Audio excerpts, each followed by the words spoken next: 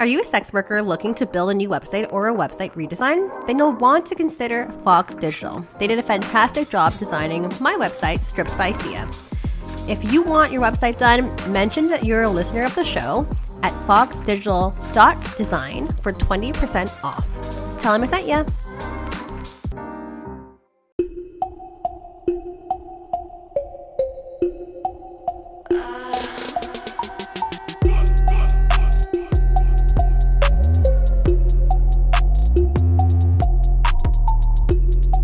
Hey everyone, welcome back to another episode of Stripped by Sia, your podcast for strippers, sex workers, and all the fancy naked people in between. I am Steph Sia, that's my name. I also go by Kimchi on stage. Taking a little bit of a break for now. I'll be back on stage in January, in case you were wanting to see me dance or come chat with me about the show, which I also really love and enjoy. You'll just have to wait another month until I'm back performing again. And in terms of other sex work experience, I was also a sugar baby for a number of years as well. And yeah, this is the show. This is Stripped by Sia. It's a podcast for sex workers, and basically the sex industry. All things adult, all corners of the industry. Really bringing on like different guests to illustrate a really transparent approach when it comes to basically, what we do, how we operate, giving you the real truth, et cetera, and basically to give it basically all sex workers a voice, because a lot of the times we're silenced or we don't have a voice or we don't have a platform. So I decided to make one to, kind of destigmatize the work and whatnot. So if you're new here, that is that. If you're not so new here, feel free to fast forward 2 minutes because we're going to go into the whole thing. Shouting out our Patreon subscribers, those who are on those top level tiers. I just want to say hello to some newer subscribers there. So new patrons. Hello, Ted McGuire, Selena Money. I love that name. It sounds amazing. Of course, our loyal people from the very start, right here in Canada, Jay Sunsern. We have Urup Sarkar. We got Justin Erickson, who's also on the West Coast, but in Vancouver, Washington. And Snoo, who's listening all the way from Germany. I just want to say hello. Thank you so much for all your support, helping support the brand new shiny website that is now live, strippedbysia.com. Thank you so much. The next round of money is hopefully going to go towards some new equipment, but we'll see what happens after that. And last but not least, I would love to thank Skyhawk After Dark TV. It is an adult industry videocast and podcast network of shows that are similar to mine. And you can find some of our past guests on there as well. Again, we're in a similar vein. Please listen. Please check it out. skyhawkafterdark.tv. And lastly, if you haven't heard our brand new partner, Fox Digital, be on the lookout. There's 20% off discount for anyone listening who needs a website, especially if you're a sex worker, or if you need one revamped. It is foxdigital.design. Thank you. And now I've kept that under 4 minutes. Okay, I'm really happy about that. That is a success. I'm really excited about today's episode. I'm super stoked to have this conversation, and we're going to be talking about a bunch of things today, but basically working on the corporate side of adult, also talking about, politics around that, the stigma that comes to that as well, and what is it really like on the other side, if there is a difference at all. And to kind of guide us into this conversation, I'm bringing on Vanessa Eve, who I'm super stoked to finally get on the show because I'm just super inspired by her and the work she's doing. If you haven't heard of her, she is an XBiz brand ambassador of the year back in 2021, also nominated this year as well. Be sure to go out and vote for her for all the hard work she is doing.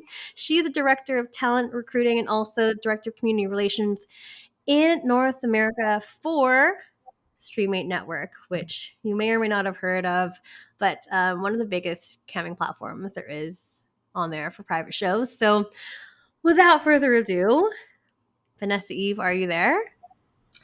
Yes, I'm here. Hey, Steph. It's so good to see you. I feel like we've been chatting like every week now. I know. It really does. And we keep up on Instagram too. So yeah. Doing all the things. And you do a lot of things, which is why I was just begging for you to come on the show because you are a talented person that I'm just like, wow, I'm just so inspired by you and everything that you do. Um, I feel like I was just like listing things off that I found on you, like your link tree and whatnot. But I'd love for you to maybe introduce yourself to the audience as well, give yourself your own introduction, hype yourself up. I don't know. I will try. Um, yes. Well, thank you for having me again, Steph. I'm really excited to talk with you. I know we've also had some pretty compelling conversations just one on one. So I'm sure this one won't be any exception. But my name is Vanessa, and I head up the North American Talent Division for the Streamate Network. And I am their new Director of Community Relations. So I just transitioned into that role, still touching on the talent side, but really my main focus is going to be all about community. And really bridging that divide too between what I've noticed over the years, which is, this divide between companies and the performer community. We very much rely on one another, but at the same time, I don't know, there's always just been something missing. Um, and I realize that it's the dialogue at the end of the day. But I'm sure we'll touch on that here in a little bit. I'm based out of Seattle, Washington, and I grew up in Southern California. I moved over to the South when I was in high school. So, Northeast Texas, Texas Arkansas border, literally like the only Asian family or one of two Asian families up in the area. And yeah, I'm a mom of two daughters. They are in middle school and elementary school. So life these days, there's no shortage of things to do or new projects or temper tantrums, middle school drama, you name it. We're tackling it every day. You've got your hands full. I just still like don't even know how you do it all. Again, super inspired and congratulations on the new role, the new transition. We are definitely going to be talking about both the talent recruitment side and also going into your new role as in a community relations too, which I think is so fitting for you. But without further ado, I know the audience is almost like, well, like what's a relation to sex work and the adult industry and whatnot. And if we may, we'd love to hear your story, like your origin story. What's your journey been like? Yeah. So, well, should I start from my time as a dancer, I guess? Yeah, Yeah. And definitely. I mean, it's almost just like a flickering moment compared to my time working on more of the business side. But I can tell you that, looking back on those years, those are years that I remember with great fondness. And also, I was much younger than I am now, but at the same time, it's like being a dancer really allowed me to learn a lot about myself. And you kind of learn that through talking with strangers. And I was very much the dancer that wasn't necessarily like the hustler. You see these girls like really hustling for dances, but I was also always more so the talker, and the person that had more so regulars. So, how are the kids and the wife um, and yeah, so that time, I tried going back to dancing one time since then. And I realized that, wow, there are much more regulations. I can't just like walk into a club anymore, but I needed to have an actual like a license of License? some sort. Yeah. Yeah, and I was not prepared for that. So I was like, wow, things have changed a little bit. But yeah, that's something I'm always going to look back with great fondness. But I started with Streamate in 2009. At the time, I had just moved to Seattle, and I was also 4 months pregnant with my older daughter. And I was hired on in more of an admin position. And within a year, our HR director said, this is an opportunity that has come up, which I think might be, you might be a great fit for. And so I talked with her as well as our marketing director and the owners of our company. And they said, basically that the vast majority of our client base at the time for Streamate was based out of North America, and there weren't as many independent performers that were based out of North America at the time as there are now. So my job was essentially to recruit more North American talent. And I, going into it, like I'm a dancer. I had that's what was part of my background, but I didn't really know too much about the whole camming landscape at the time because it really was a lot more, I guess, obscure. It wasn't as prolific as it is now. And so, I started off like Googling the top 10 party schools in the US. And then from there, I called each of those schools to say, hey, I would like to put an ad in your student newspaper. And of course, the majority of them were like, no, the only place that said yes to me was UC Berkeley. Mm. And naturally it makes sense, but they were like, they're adults, they have a right to choose, these are their choices, so they have a right to do that if they want to. And I was like, wow, okay, UC Berkeley. Yeah. But So from cool. there, it was really just like old school, like print ads. And so I realized too, it's really, really expensive to go that route. I did ads in Seattle, it's The Stranger, so like alternative weekly magazines, as well as in the Village Voice in New York. And there were a few other places in between, LA, that I took ads out on, but it was like, I don't know, $1,400 or $1,700 to run it for like 1 week. But through that, I realized you get a free ad in Backpage.com whenever you go that Um, route at their online site. And I was like, oh, perfect. And then I was like, wait, what is Backpage? I wasn't too familiar with that, but they had an adult section at the time. This was before FOSTA SESTA. yeah. And, and you could post ads in different markets. And so that's what I would do. My budget was probably closer to like 300 to 500 a month. That's what I was kind of aiming for because I didn't really know, um, what to expect. But yeah, that afforded me to be able to post ads just across the U.S. and also in other countries as well. Um, and then from there, that was, I think, the turning point. That was probably closer to 2010, 2011.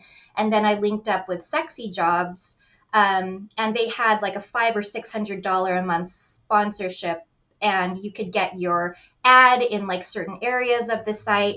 But that's where I saw the big uptick of people who were specifically looking for online sex work come into play. Not only that, but like even some of the first signups I had were actual like porn stars just doing this as a side hustle. So, around 2011, that wasn't really something that people did. They didn't really cross over that threshold. Um, but yeah, so it really just kind of took off from there. Sexy Jobs, actually, their marketing director, he was hosting a panel at AVN Week in LA. So the B2B part of that show is called Internext. And they have workshops about, business, and there's like, peer networking. And that was the first show that I went to. And my second daughter had just been born by that point. She was really little, Wow. and she was breastfeeding exclusively. And so I was like, I'll just be gone for 24 hours. It won't be a big deal. Let me just do this panel real quick, come back. Come to find out, a few hours later, I get to the hotel and like my boobs are swollen and like I'm in the bathtub, like trying to milk myself because my boobs hurt so bad. Oh my God. And then I go on this panel, and um, I think that was the first panel, or maybe the second. I'm not sure. But I noticed that it was majority men in these rooms, and Mhm. talking about talent like, they're like these aliens. And I don't know. I always just felt like it was such a disconnect, like you're Right. talking about it, but all of the nuances in between, like that's what I wanted to hear about. Like, there's so much more I felt by that point that goes into, working with talent specifically. Um, and so, yeah, that just led to other opportunities as far as like networking and getting to know, expanding my, I guess, my social network. Um, and yeah, Oh and then my gosh. Jeez. Okay. So I have so many questions that already like came from all of that. So okay. I'll try to start back in the beginning. So yeah, those are really like traditional, like initially, those are really, really traditional marketing methods that you were using. Curious, did you have any administrative or marketing experience coming into before like you worked at Streaming Network, or was it all like this is a new job and oh you're shaking your head, you're Yeah, like no, I really didn't. And there wasn't this like plan of action, I wasn't given an outline as far as even what I should be doing or where I should be going, or, so it was very much learning in terms of the recruiting part, but also learning in terms of our platform. Because obviously, once people sign up, I'm not just going to leave them high and dry. So there was a lot of education on both ends for that. yeah, and especially because like camming at that point wasn't like a huge thing as it is now, and you yourself hadn't even had any experience in the camera world as a model or being behind the camera as well. So like I'm sure it was a lot of like, oh my gosh, I just gotta try to roll with it and try to learn as much as I can and like, you know, do as much research as you can on your own and also try to be confident in your job, even though you're kind of just like navigating blindly. I feel Well, yeah, it very much so. But well, at the same time, though, I think all of the nuances of camming came later. I think I went into it with the mindset that, okay, if I equip myself so I know the ins and outs of this platform, I can actually provide a service. I can actually help these people versus, just being a shady salesman, getting people on board and then, leaving them to fend for themselves, essentially. So yeah. I think that really was the, what I attribute anyways to, like, if you want to call it success or where I am today, that's definitely a big part of it. Oh, that is really yeah. I mean, like to me, that's just part of the onboarding process, or for any company, really, because like you know, if you're a brand new model or performer and stuff, like you want to be able to be comfortable and not just try to just navigate yourself. Although like a lot of us do nowadays, but like it's a lot of trial and error. And I remember like when I first started camming, like back in 2020 because everything shut down. I was just like, what do I do? And thinking it's so super simple. And there's a lot of things to consider, like your equipment, your lighting, your mic, even just like concealing identifiable things and whatnot, and ensuring your safety. Like, there's a lot of things that you should probably know before you jump with both feet in. So I really think it's admirable that you take that care and you're able to kind of provide that service to the talent because I mean, I feel like talent is so important. And yeah, we get lost sometimes in Absolutely are. Yeah. Yeah, what was striking to me was seeing people who turned 18 years old and like a week later they're signing up for this campsite. That kind of freaked me out a little bit because I'm like, was this a well thought out decision? And so I don't know if it's like the motherly instinct or what, but I felt compelled to like, have either the one-on-one with them or like give them as much information as possible and let them know you have someone here if you need to talk to. Yeah, that was a little concerning. Shocking. Yeah, definitely. And like that I kind of share that as well. Like when I was a sugar baby too, because I like entered the sugar world when I was like 24. And then just hearing stories and just chatting with other like sugar babies within the sugar bowl that were like fresh out of high school. And I'm just like, like, can like let me talk to you for a minute. Let me give you a bit of insight. But like, sorry, go ahead. Well, that's actually one route I didn't really get to explore too much. I had girlfriends that were more into, like they were sugar babies, and they would take me along sometimes as like the token, I don't know, like hot friend or whatever you want to call it, or maybe just also to make them feel a little bit more comfortable, like on their dinner dates. And I didn't mind, like, the guys weren't necessarily interesting, but they were characters. And at the time, I was like, free food and drinks. So Totally. You know what? Sometimes it was great to be the plus one. Like yeah, it's the low best position pressure. to be in. Yeah, exactly. Yeah. I mean, sorry, now I'm going out of order again, but going back to like your upbringing and where you lived and whatnot, there's so many layers there. And if you've listened to the show a lot, you'll know that I love kind of like digging a little deeper here as well. And we've had these deep conversations Yeah, in a for couple sure. instances. Yeah, but I mean, yourself growing up in SoCal and then moving to Texas and being one of those only Asian families within who knows how many miles.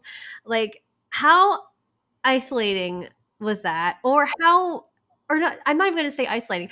Like, how did that, can you describe to me, like, how that felt like not having anyone there to, like, look up to or having your role models, etc.? Yeah, I mean, my family and my parents on both sides, they have huge families, right? And like 20 cousins, and like they each have like 6 to 7 brothers and sisters. And in San Diego, we were all very close. The kind of families that like they have barbecues on the weekends, everyone gets together. I feel like my aunts and uncles also helped to raise me a lot of the time since I was just over there so much. And so moving away, that was very difficult. But moving away to an area, it's not where we ultimately ended up moving, but initially I remember my dad bringing home these folding pamphlets for a town called Mount Pleasant, Texas. And, it had like trees in the pamphlet, and it just sounded so quaint. I don't know. But we did not move to Mount Pleasant. We moved a little bit more east, and it was like a really, really small town. Like, I think like 2,300 is the population. Whoa! And so you talk about culture shock. Like, my first day or my first week at that school, I remember this girl named Tracy coming up to me, and it's like, "What, you're too good to hang out with your own kind?" I was like, "What the hell?" Like, she was talking about like black and white, and I wouldn't say there was a divide, but I don't know, I didn't understand, like, why does this bother you so much that I'm like hanging out with like these white girls? Mhm. And then she was scary too. Like, she was like really tall and like domineering. But yeah, that was like, I guess, kind of a taste of what life would be like at that Yeah. school. That Yeah. sounds terrifying. And high school already in general is an experience. Yeah. I mean, I think I did okay for what it was, but even in recent years, like looking back at that time and realizing like how I tried to present myself or fit in so that I wouldn't stick out any further than I already stuck out. Um, I think it was eye opening, like coming to those realizations now as an adult. Totally, totally. And I'm sure like you weren't dancing in this town because I can't imagine there were any clubs in this town. You're like, no. No, definitely. Or I don't think so. I don't know. Maybe there might have been something, but I'd imagine like moonshine would be served or something like that. I no, it was super small town, lots of county roads. I moved to Dallas, the Dallas area, to go to college, and that's around the time that I started dancing. A girlfriend and I, we were like, let's go try out to be cocktail waitresses because we were broke. My parents, they didn't give me, they gave me what they could. They got me to school, but it was really up to me at that point to make any kind of money. So I didn't tell them though that I was going in to rehearse for this. But my friend and I, yeah, we rehearsed to be cocktail waitresses, and then they tried to get us to be dancers, and then I like sneakily went back without her. After they hired us as cocktail waitresses, and I went to a different club, and it's still there to this day. But I tried out to be a dancer, which was basically consisting of like the GM or whoever was on staff that day. They just like made you get undressed, and he was like, "Oh, you have a very tight little package," and I'm like, "Okay." So, and that was it. No like floor, pole skills, no nothing required. Yeah. Oh my gosh. Back in the day, hey? I think the day, yeah, I have a feeling they have much higher standards these days. But yeah, Oh gosh. I mean, yeah. Like, and during this time, you said that your parents didn't know that you were dancing. No. right. No, they didn't know. They thought I was working at a gym. I don't know. You know your parents well. You know how they're going to react and what they can handle. And so I'm like, do I need to absolutely tell them right now? No, I don't. So I just didn't. Mm-hmm. Yeah. Yeah. No, I But hear you. somehow my other family members found out. Um, so and which I didn't really care. They were mostly people my cousins my age, and Mm-hmm. they thought it was so cool. Yeah. But yeah, outside of that, no one really knew. No, and I respect that too. And like, I don't know, maybe it's just different in Asian cultures or like, I don't know, specifically Filipino culture. Like, there are certain things that you can divulge to your parents and certain things like, maybe it's best not. It's just like not the right conversation to have and whatnot. So, Yeah. yeah, yeah. Yeah, it's like, That. this is probably going to be one of those things that goes nowhere, Yeah. other than just in a bad place. So I'm just going to leave it right now, and I left it. And I'm glad looking back that I made that decision. Yeah. Yeah. And like I've said this before, I think when in our last talk, like honesty is not always like the best policy. You kind of have to gauge those situations as much as you want to. Like as much as you want to be honest and open and just have that closeness, sometimes that can destroy that closeness. And like that's my relationship kind of with my mom. Like I'm super close to her, but I just know like this kind of information would probably like break her a little bit, and she's very like highly religious, like super Catholic and very traditional, and I'm just like I really don't want to have to interfere with that. So for anyone listening, because I know people always ask me like, oh, do your parents know and all that stuff, it's a yes and no. But anyways, that's a whole other Yeah. conversation. No, they don't. They don't always need to know. And I guess, if you're an adult too, then you can choose to make, the decisions on your own. Just as long, I mean, I think about too, like my daughters, if they were to do something like, follow the path that I did, then it's like, yeah, I mean, I just have to respect their decisions just as long as they're not doing anything harmful to themselves, right? And the best that you could do is guide them. But no, there would be no guidance if I told my parents. It would be like, yeah, no, and you're going to hell and all that stuff. Like, I just don't want to hear it. I don't want to hear it. So, We're like, nope. Just sounds like we're in like high school again. I'm like, nah, not here for that. I'm good. I mean, on that vein, because you're a parent yourself as well, like, there are so many layers with that too, in terms of being a parent and having kids and working at an adult company, I mean, have these conversations ever come up? Because unfortunately, it's such a mundane, normal question for people when you meet people. It's always like, what do you do for work? Yeah. Um, Yeah, of course it's come up, not the adult part, but just what do you do again? Like I feel like they start asking that with more suspicion as they've gotten older. Like there's more to this story that you're just not letting on to, you know?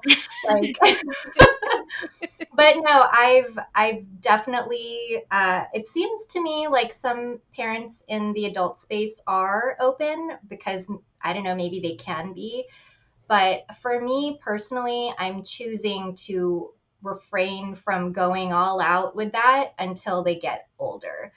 Um, because right now I don't think that they're necessarily, maybe my older daughter, but at the maturity level, you know, to really comprehend what that means. But at the same time, you know, just the external factors, like if they were then to go tell so and so, you know, I don't want them to be discriminated against, nor do I want to bring that on my family by, you know, by telling them and then they'll tell other people and things get misconstrued or what have you.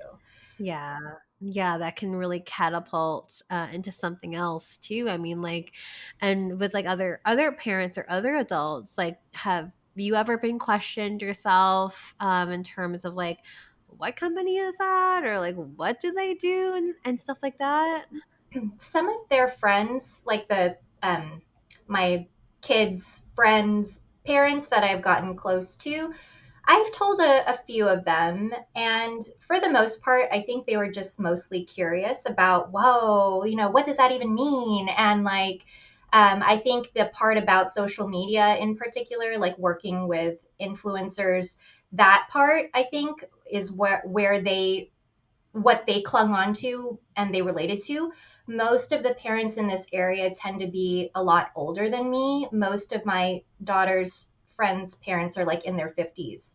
And I'm 30, I just turned 37 last month. And so it seems to be a point of pride for my kids that I'm like a young mom. But at the same time, yeah, I think these other parents sometimes it feels like they kind of turn to me about certain things because they feel I'm more in tune with what's going on with social media and like, you know, the dangers of being online. Hmm. And so it's like, again, that whole education part, kind of like on the platform, you know, I help however I can. Yeah. That's really cool. Really, really cool. And I'm sorry that we went so far on these tangents, but I just had so many questions. Oh, But that's I mean, okay. going back to the roots and kind of going back to your story and like the work that you do and how you've evolved and how your roles have grown.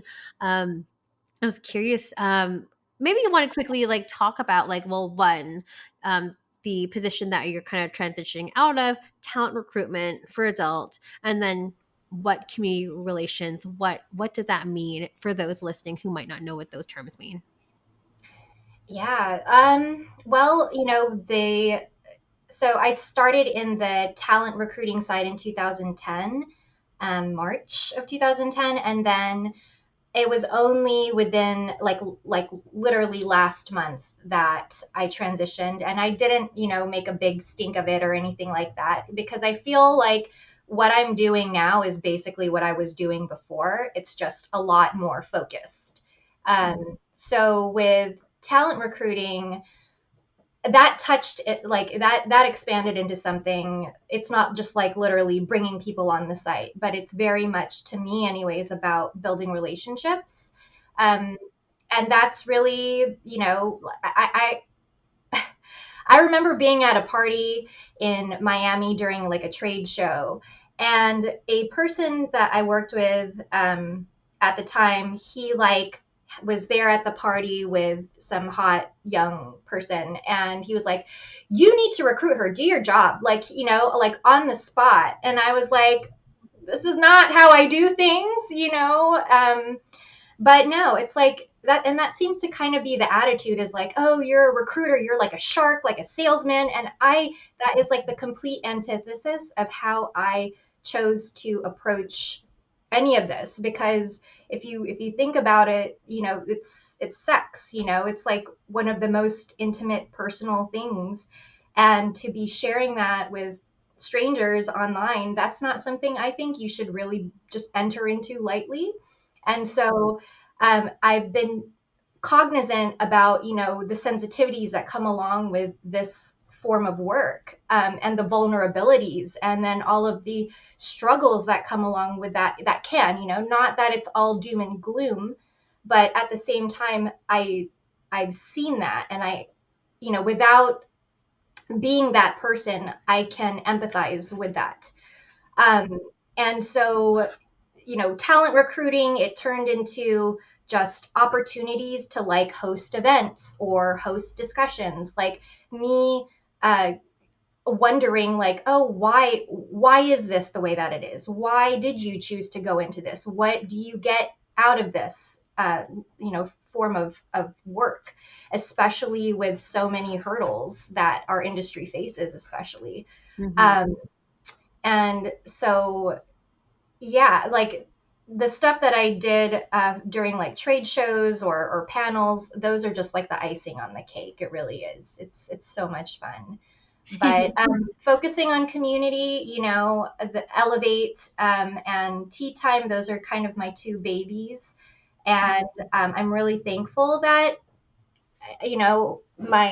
the company that I work for, they allow me to just kind of go with these crazy ideas sometimes, because I can sense a little bit of hesitancy, but at the same time, I feel like it's more of a trustful thing. Like, okay, we know that you have like the right intentions going into this, but yeah, just really like working with talent since 2010, I have noticed this kind of like attitude and this lack of dialogue in general between platforms, companies, and performers. And that seems like, just from everything I've seen, that performers in particular really wanted that transparency. They wanted to be able to. They didn't even know like who's behind the platform that they've been working for so many years. So I realized that Streamate in particular, we haven't really been out about, well, what is our cultural identity? What matters to us, and how can we express our care for the performer community specifically? So through Tea Time, through Elevate, that's kind of my way of bridging that divide, hopefully. Oh, no, absolutely. And like, yeah, there is a big gap. There is a big divide sometimes between like the talent and like corporate side. And what drew me to you, and we'll kind of also have the opportunity to tell the audience what tea time is and what Elevate is shortly. But I remember like when you reached out to me and chatted with me over Zoom, I was just like, corporate people care about us. Because like that was so foreign to me, because I had never seen that before. And of course, like I come from a corporate background, so I'm so used to, this being part of their mission statement and this is what our values are, but I never see anything like that on a corporate side of adult. So like when I think of the corporate side of adult, I just think like dollars and money and like ROI and all that kind of stuff. So it's like really, really refreshing to see that change. So Oh, yeah. well, thank you. I mean, that's also reassuring to me too, that I'm just not coming off as like some skeezy, salesman. I don't think I would, but So this is a part that I've actually struggled. Like there's been a lot of inner conflict for me, toggling between the two, because my job is very much about, yes, like representing a company, but at the same time, it's also about keeping serving the performers that I am working with. Mm-hmm. And sometimes those two things aren't always simpatico. Those two things aren't always in alignment. The decisions that are made sometimes by my company, for instance, I'm not always in personal agreement with. Or, I don't always feel like I'm in complete alignment with it. But at the same time, I've had to keep in mind, like, okay, objectively, like, where does this fall on the spectrum? And like, does this mean, is this something that maybe needs to be reevaluated? How do I communicate this to the people that I'm working with? And I'm not in the business of like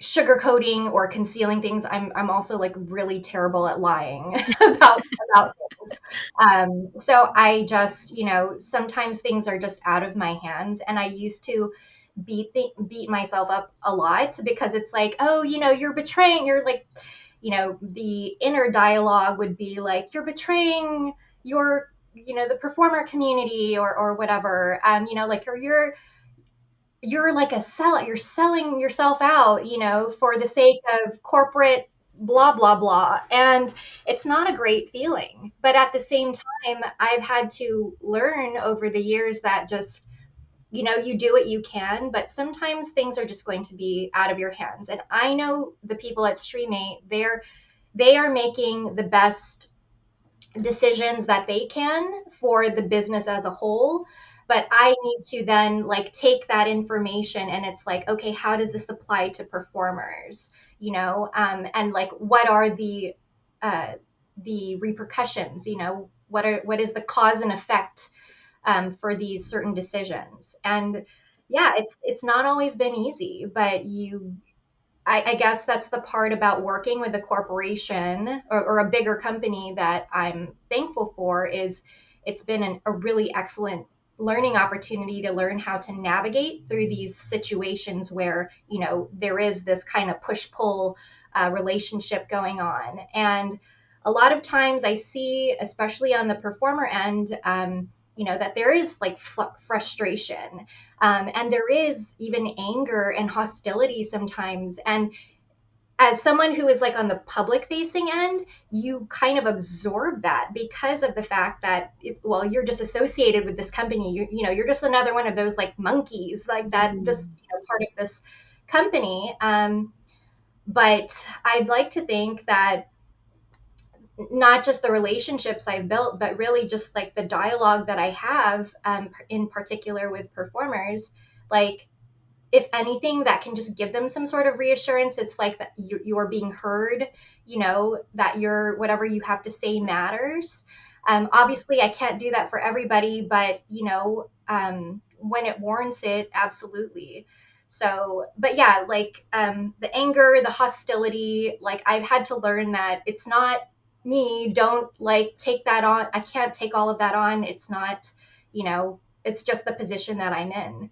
Mm-hmm. So that's been probably the hardest learning lesson, navigating through all this and toggling between the two That is sides. really hard. Like, because it really sounds and it's really apparent to me that you really care about the performer side and just being in the recruitment side for so long. Like, you really have established those relationships with the performers. So it's like really natural to feel that closeness, but also very defensive and maybe not defensive is not the right word, but protective maybe of, wanting to for them to speak out or wanting them to feel like their voices have been heard and whatnot. But again, I will reiterate that I really do feel like it, like you do care about the community a lot, and it shows in the initiatives that you've started, like Tea Time, like Elevate. And we've thrown those two words around, technically three words around, a couple times already, but for those listening in the audience, can you let people know what your two initiatives, Tea Time and Elevate, are? Yeah, so Tea Time, it started in January of 2022, and it was really just a series of monthly virtual events. since that's just the easiest, since all of our community is just all over the place. So a series of virtual events, and we talk about everything from lifestyle, business, and mental health, everything in between. That would also relate to the performer community. And so sometimes we'll have panels with speakers, and sometimes it's just an open community discussion, just depending on the topic for that particular segment. And then for Elevate, it's something that I am like, so I'm super proud of it, even though it's in such a fledgling infancy state even now. But we launched it in September of 2022, so just a few months old. And it's a really tight group of women behind it, Jackie and Daisy Ducati. And I'm so grateful to Daisy for like understanding what the vision was and like jumping on board. But essentially, it's a way to highlight people within our industry and who are adjacent to our industry, who are just doing positive things for their community, or for the adult community. Mm-hmm. And I thought that was important because a lot of the times what I noticed is, especially when it comes to like, the main stage of adults, that those opportunities for visibility tend to be really limited, unless you're just networked into the right spaces, or the right people, or you work. I mean, I've seen people in this industry working so hard all for a long period of time, but they don't necessarily get like that recognition. And so, why not highlight people who are actually like working to make a positive impact, for our community or within their local communities. So really just like tapping into more of the humanity behind this industry too. Mm-hmm. I think especially on the mainstream facing side, that's something that they might not always be attuned to unless they know a sex worker or they know someone who works within this space. So yeah, those are my two big focuses right now. And then of course, there's other projects, but those are the two main ones for streaming for sure. Oh my gosh, amazing. And like, I mean, that's how we met. Yes. Through Elevate. And yeah, I mean, I On guess the horizon. yeah. And then I just realized, wow, the world is really small because like we actually knew so many other people as well. Like you also Yes. had I guess for October it was Nikita. Yeah. Yes, Yeah. yes. I was like, oh my God. Well, I didn't realize that she had done a podcast with you previously. Like I was going through your stuff and I was like, oh my God, small world, but also PS group. Yeah, yeah. Yes. Shout out to Carly. She gets another shout out on Yes, the what's yeah, up? we're all kind of like interconnected and stuff too. So like, I mean, I just think it's super great and just so freaking cool what you're doing. And I'm just like, I guess by the time this episode comes out, it will be December. So I guess we can kind of talk about it briefly. But I guess, yeah, I might. I don't know. It just feels weird to like talk about myself, but yeah, I'll be the partner for December, which is like really freaking cool and exciting. And like, again, thank you for connecting and just giving me the opportunity because I am a one woman show that does this every week for the past 3 years and a completely indie and just like really small and tight knit that is just me doing everything. So thank you because like small people like me in a pond in a big pond is it can be really intimidating. So I'm glad that that you took notice. People are taking notice and thank you. Yeah, no, thank you too. We're still kind of the little engine that could, but I like it that whenever we do these, community partnerships every month, that it actually gives us an opportunity to like get to know you a lot better, and it's very much, a collaboration versus like, okay, just give me your content and we'll post it.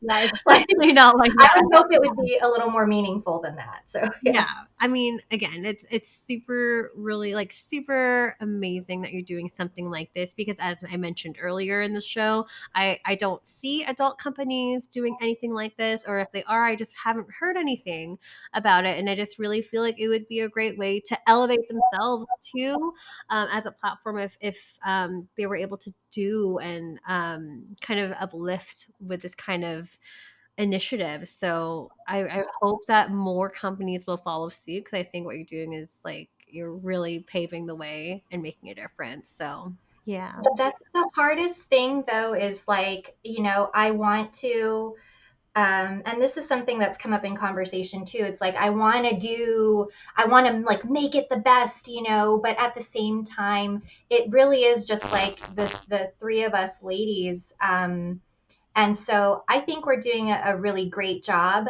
I would definitely like to see it like continue to expand, but I'm just so grateful that, people like you, that you get it, and you're just, even at the earlier stages, like you're willing to work with us too. So thank you. God. No, it's just awesome. I mean, like, again, we could just keep, like, showering each other with praise. Yeah. There you go.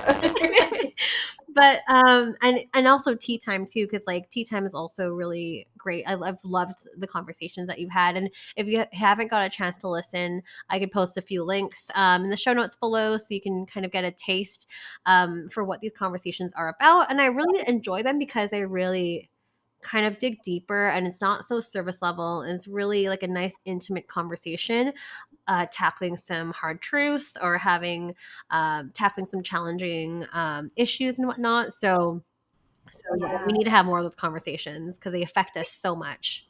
We've definitely gotten pretty deep in some of these conversations for sure. And it almost felt like even therapeutic, I feel, for, some of the people involved, like just being able to let it out and let out, what's like the real shit that's actually going on in their life.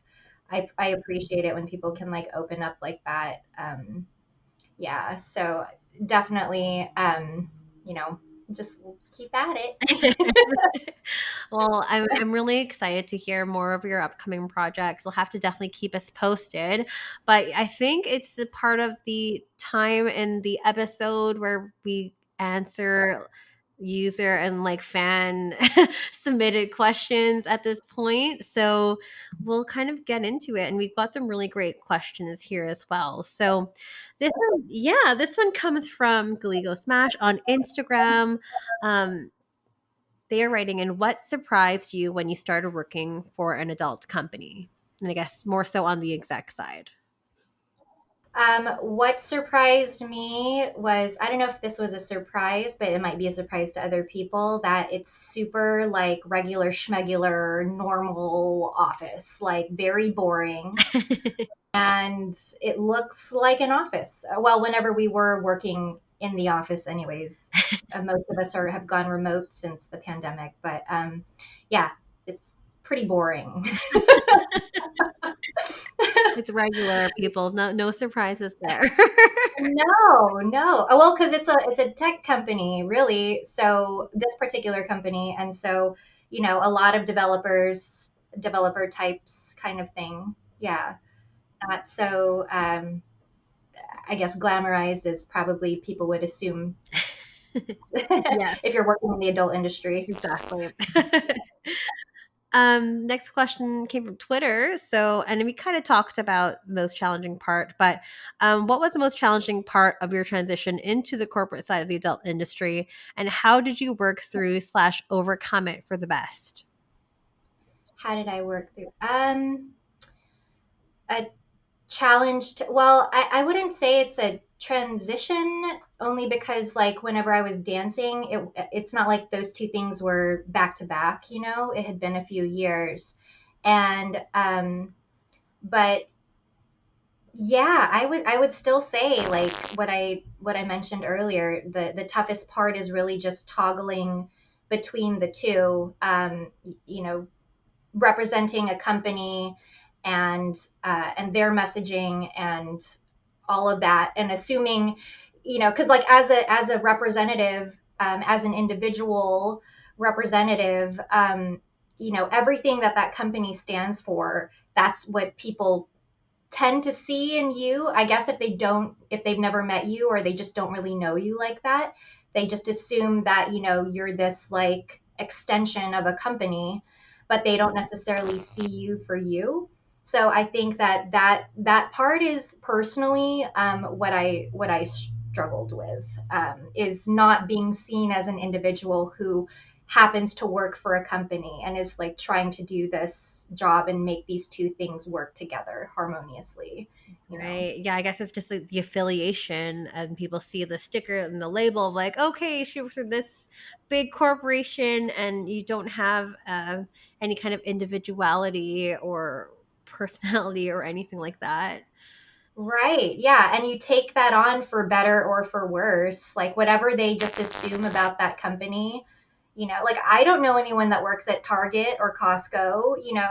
I can, so, but, with as much money as I spend at Target for my kids, especially, like I can only imagine like what people probably assume of me. And they've also let me know that.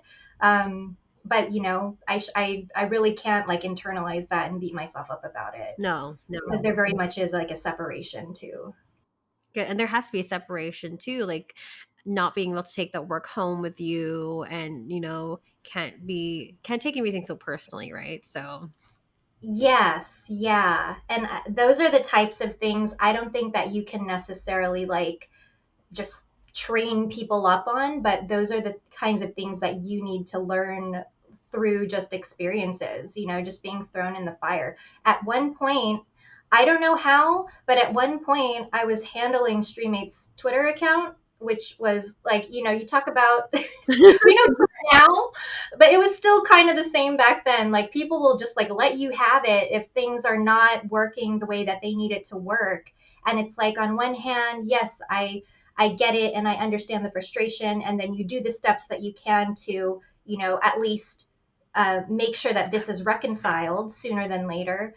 But really, you just have to leave it at that. But then, is like the influx of, once people know who's like behind that account, especially, then it got pretty nasty sometimes. And it was a difficult position. So like kudos to the company representatives who are doing social media, because that shit is hard, hard. hard, hard, hard. Yeah.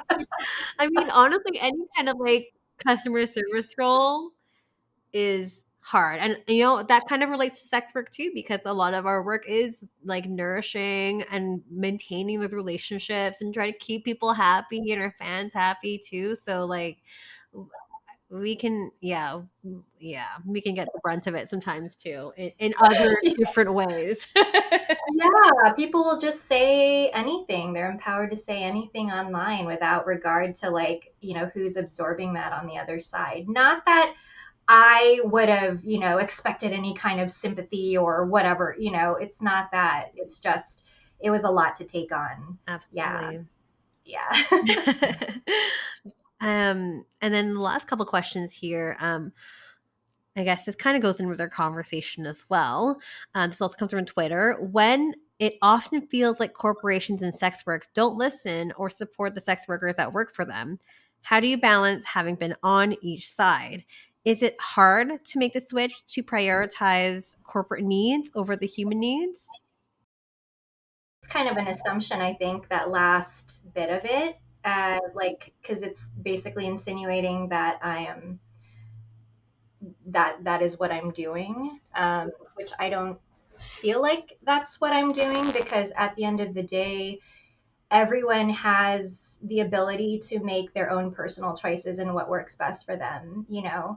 um, and sometimes it works out, and then sometimes it doesn't, and we have to be okay with that if it's just not right for us. um, but what was the question? What was the beginning Oh, part of that? sorry. Yeah, Just for that was a two-parter, and they're long too. okay. The first part of the question was, when it often feels like corporations and sex work don't listen or support the sex workers that work for them, how do you balance having been on each side? Yeah, it's a difficult balance sometimes. I've learned to kind of do it my own way over time, but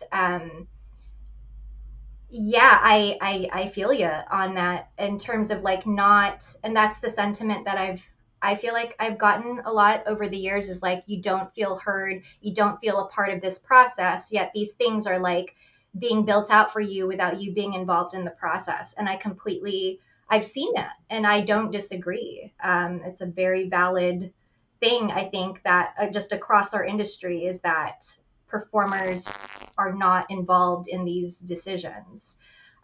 But, I have seen a lot more performers getting involved behind the scenes, whether people know it or not. I try to look for opportunities too to bring people on board to consult for different things if I can, or if that's a possibility. It doesn't always work out, but like, to say that I tried.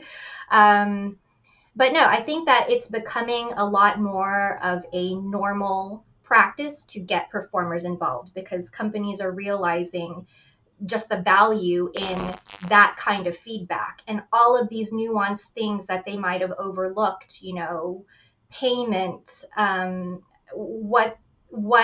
what the stress levels can escalate to if certain things aren't working right or if things just don't make sense or all of that. So yeah, I think that it's slowly becoming more of a normal part of the process for performers to be involved behind the scenes. Mhm. um, but we definitely have a little bit more work to do on that end. There's always room for improvement, right? But I'm glad to hear that you're starting to incorporate more performers and like trying to consult with them and certain projects and whatnot, which I think is a step in the right direction. So you can't be mad at that. It might not always be like the most, cuddly, fuzzy feelings, all the feels like partnership, but like even in circumstances where you are asked to give your feedback, that's not just like, oh well, they just want like a free like I feel like that is a low um like just an easier way for companies to at least like hear directly from their communities versus just hearing it secondhand, after on Twitter after things go awry or this they realize that, oh, this maybe wasn't the best decision because we didn't consult with our community first. So like feedback forms, even though those are like super like not exciting or anything like that, but they really do help the people on the back end a lot.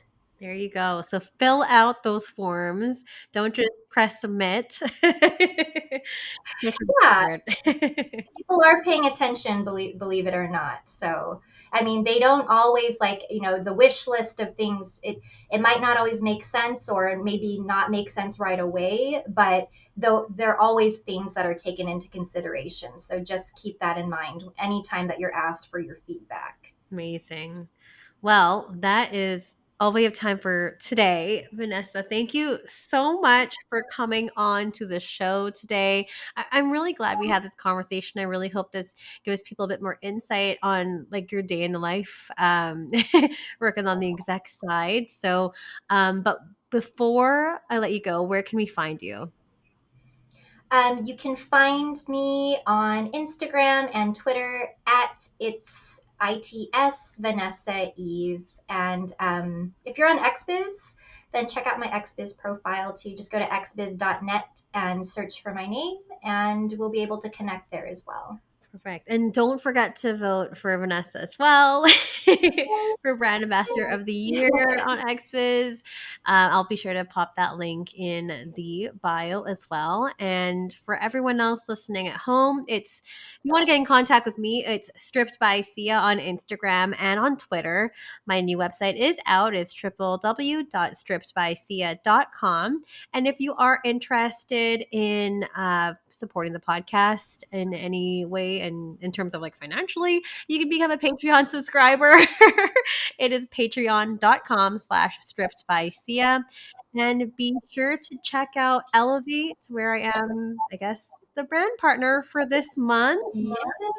It's Beyond Sex Work on Twitter, on Instagram. I'll be going on live, I think, at some point this week and next week. At the time of this is being released, I'll be on live, I think, on the Wednesdays, which I've finally picked out my dates, which I have to email to you, Vanessa. All the things. Really looking forward to that part. I'm also too. looking forward. Again, thank you. And again, 5 stars, rate 5 stars on where on my Apple podcast, via Spotify, write a review on there. And yeah, I'd love to hear from you. So yeah, stay tuned for the next episode next Sunday, dropping at midnight. Thank you. Bye.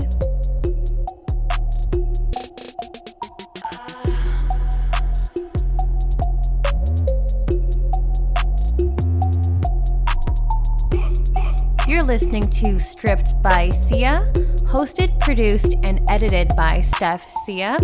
Music by Ted D. Graphic design by Maria Bellandarama, and photography by Ian Dabrin.